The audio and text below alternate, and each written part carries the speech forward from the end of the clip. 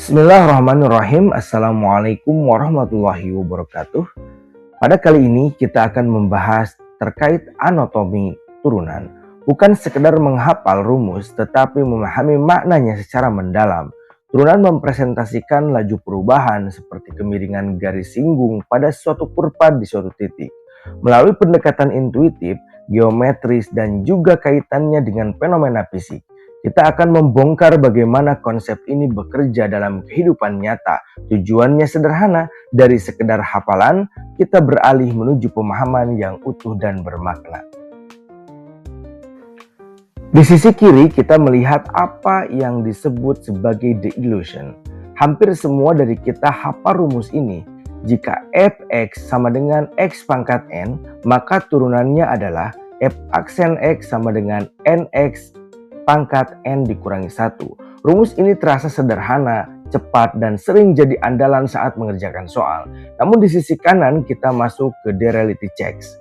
Pertanyaannya, apakah kita benar-benar memahami artinya? Banyak yang hanya bisa menghitung tapi kesulitan menjelaskan maknanya. Ketika soal diubah menjadi bentuk cerita atau grafik, kita mulai ragu. Bahkan tidak sedikit yang akhirnya terjebak pada hafalan tanpa pemahaman. Disinilah poin pentingnya.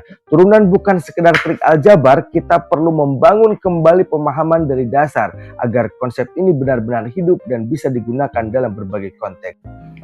Sekarang kita mulai dari intuisi sederhana, perbedaan antara rata-rata dan sesaat. Misalnya, dari jam 08.00 sampai 09.00, kamu menempuh jarak 60 km. Artinya, kecepatan rata-ratamu adalah 60 km per jam. Itu mudah dipahami. Tapi coba kita perbesar satu momen, misalnya tepat pada jam 08.30. Pertanyaannya, berapa kecepatanmu saat itu? Apakah tetap 60 km per jam?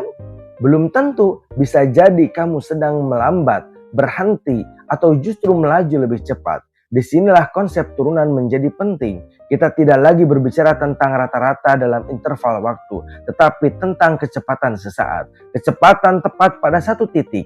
Jadi, turunan membantu kita menangkap perubahan yang benar-benar terjadi pada momen tertentu. Sekarang kita lihat bagaimana turunan terbentuk melalui perubahan skala. Seperti lensa yang makin mengecil, di sisi kiri kita mulai dari konsep besar, yaitu perubahan rata-rata ditunjukkan oleh delta Y per delta X. Ini memberi gambaran umum, tapi masih dalam rentang yang cukup lebar. Lalu kita perkecil skalanya. Kita ambil dua titik yang semakin dekat dengan selisih kecil yang kita sebut H. Di sini muncul bentuk fx ditambah h dikurangi fx per h yang menggambarkan perubahan yang hampir sesaat. Terakhir, kita masuk ke skala yang sangat kecil. Ketika h mendekati 0, inilah inti dari turunan, yaitu limit dari perubahan tersebut. Pada titik ini, kita benar-benar mendapatkan laju perubahan sesaat. Jadi turunan bukan muncul tiba-tiba, tetapi hasil dari proses memperkecil skala hingga kita menangkap perubahan paling mendasar. Untuk benar-benar memahami turunan, kita perlu melihatnya dari tiga perspektif utama. Pertama, dari sisi geometris. Turunan adalah kemiringan garis singgung pada grafik. Jika grafik naik, turunan bernilai positif. Jika grafik turun, turunan negatif. Dan jika grafik datar, maka turunannya 0. Ini membantu kita melihat perubahan secara visual. Kedua, dari sisi fisik. Turunan mempresentasikan laju perubahan. Misalnya, posisi yang diturunkan menjadi kecepatan dan kecepatan diturunkan lagi menjadi percepatan. Inilah makna turunan dalam dunia nyata. Bagaimana sesuatu berubah terhadap waktu. Dan ketiga, dari sisi aljabar, turunan adalah hasil dari proses limit, yaitu ketika perubahan kecil didekati hingga mendekati 0, inilah menjadi mesin perhitungan yang memungkinkan kita menghitung secara presisi. Dengan tiga perspektif ini, turunan tidak lagi sekedar rumus, tapi konsep yang utuh dan saling berhubungan. Bayangkan kita sedang membongkar mesin limit untuk mencari turunan fungsi fx sama dengan x kuadrat. Langkah pertama, kita masukkan nilai baru yaitu x ditambah h sehingga menjadi x tambah h kuadrat. Lalu kita ekspansi menjadi x kuadrat ditambah 2xh ditambah h kuadrat.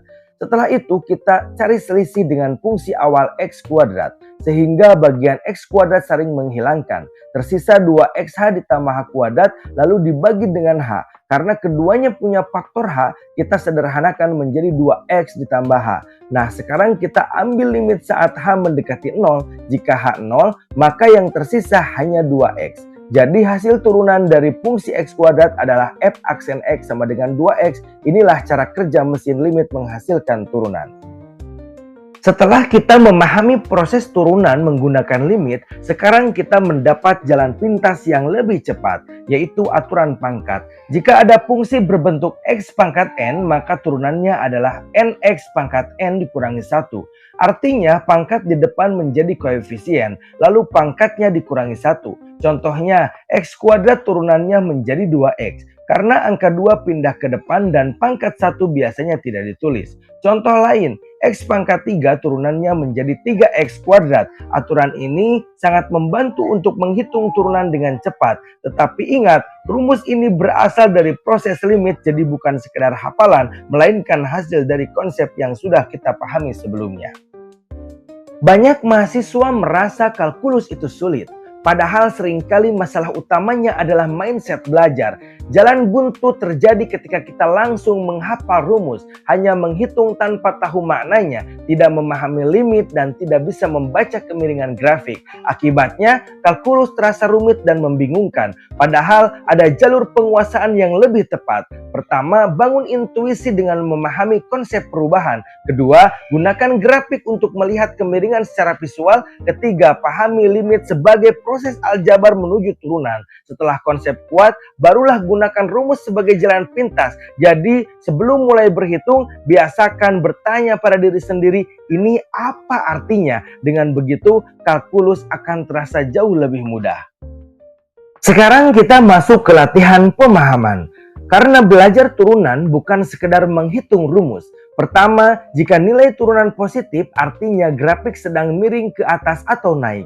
Semakin besar nilainya, semakin curam kenaikannya. Kedua, jika turunan sama dengan 0, berarti grafik sedang datar. Titik ini sering menjadi titik maksimum atau minimum, yaitu puncak atau lembah grafik. Ketiga, jika persamaan posisi suatu benda diketahui, maka turunan pertamanya menunjukkan kecepatan sesaat pada benda tersebut. Jadi, turunan bukan hanya simbol matematika, tetapi alat untuk membaca perubahan, gerak, dan arah suatu fungsi. Inilah inti penting yang harus dipahami dalam kalkulus. Sekarang kita satukan rumus dan grafik agar turunan lebih bermakna. Pada contoh pertama, diketahui fungsi fx sama dengan 2x kuadrat ditambah 3x. Turunannya adalah f aksen x sama dengan 4x ditambah 3. Jika kita cari nilai turunan saat x sama dengan 2, hasilnya 4 kali 2 ditambah 3 sama dengan 11. Artinya, pada titik itu grafik memiliki kemiringan positif dan cukup curam ke atas. Contoh kedua, fungsi fx sama dengan x kuadrat. Turunannya f aksen x sama dengan 2x. Saat x sama dengan 3 diperoleh 2 kali 3 sama dengan 6. Nilai 6 menunjukkan gradien garis singgung di titik tersebut. Karena nilainya positif, grafik sedang naik. Jadi turunan bukan hanya hasil hitungan, tetapi cara membaca arah dan kemiringan grafik pada suatu titik. Pada tahap eksekusi, kita kembali ke realita fisik dari model matematika yang sudah kita buat. Diketahui posisi benda dinyatakan dengan fungsi S dari T sama dengan 3T kuadrat ditambah 2T. Untuk mengetahui kecepatan benda, kita turunkan fungsi posisinya terhadap waktu. Hasil turunannya adalah V dari T sama dengan 6T ditambah 2. Selanjutnya, untuk mengetahui kecepatan pada titik kedua, kita substitusikan nilai T sama dengan 2 ke dalam fungsi kecepatan. Maka diperoleh 6 dikali 2 ditambah 2 hasilnya adalah 14. Artinya pada detik kedua, benda tersebut sedang bergerak dengan laju tepat 14 satuan jarak per detik. Ini menunjukkan bagaimana turunan mempresentasikan kecepatan sesaat dalam konteks fisik. Sebagai kesimpulan, ingatlah turunan dalam 3 hal utama yang saling terhubung seperti roda gigi. Pertama, limit, yaitu proses aljabarnya. Disinilah turunan dibentuk secara matematis melalui pendekatan nilai yang sangat kecil. Kedua, kemiringan. yaitu bentuk grafiknya. Turunan menunjukkan kemiringan garis singgung pada suatu titik yang menggambarkan seberapa curam grafik tersebut. Ketiga, laju perubahan, yaitu realita fisiknya. Dalam konteks gerak, ini berarti kecepatan sesaat suatu benda. Jadi saat ujian, jangan hanya menghafal rumus, gunakan aturan pangkat, turunkan dengan benar, dan pahami makna angkanya dalam kehidupan nyata. Itulah yang bisa saya sampaikan di dalam kesempatan ini. Assalamualaikum warahmatullahi wabarakatuh.